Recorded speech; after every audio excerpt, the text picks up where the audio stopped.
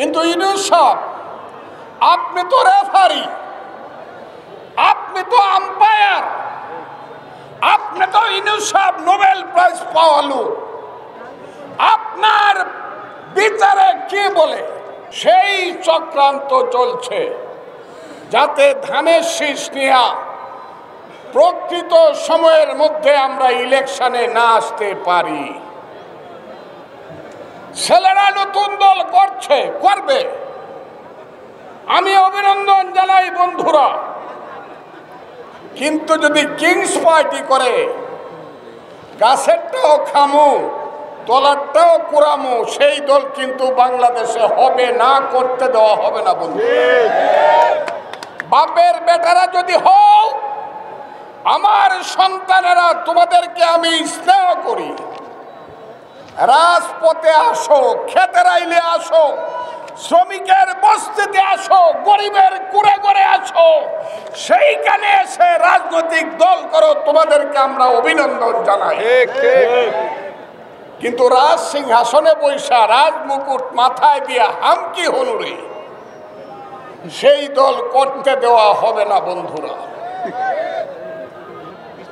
আমরা বলি জাতীয় নির্বাচন, তারা বলে স্থানীয় নির্বাচন। আচ্ছা, তারা বলুক, তাদের গণতান্ত্রিক অধিকার আছে বলার, বলুক।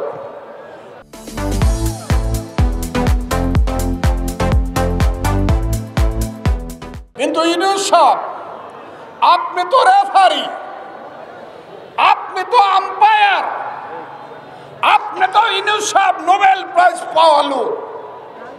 আপনার বিচারে কি বলে?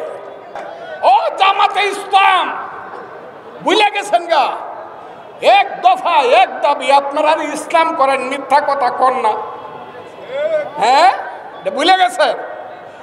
এক দফা এক দাবি। হাসিনা তুই কবে দাবি? কথাটা ঠিক না বেটি? হাসিনা কোন উপজেলার চেয়ারম্যান ছিল? বাগা উপজেলা নাকি বাগমারা উপজেলার, নাকি বাংলাদেশের প্রধানমন্ত্রী ছিল? কি ছিল হাসিনা? হাসিনা হলো জাতীয় সরকার এবং তার প্রধানমন্ত্রী। কথাটা ঠিক না বেটি? জাতীয় সরকারকে আমরা হটাইছি, ইলেকশনটা তো প্রথম জাতীয় সরকারের। কি আপনি এটা বিশ্বাস করেন না? ইউনূস সাহেব দেখায় দেন তো, হাত তুললে ইলেকশনটা কোন সরকারের হবে?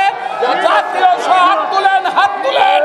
জাতীয় সংসদ নির্বাচন, একটা হাত তালি দেন জুড়ে।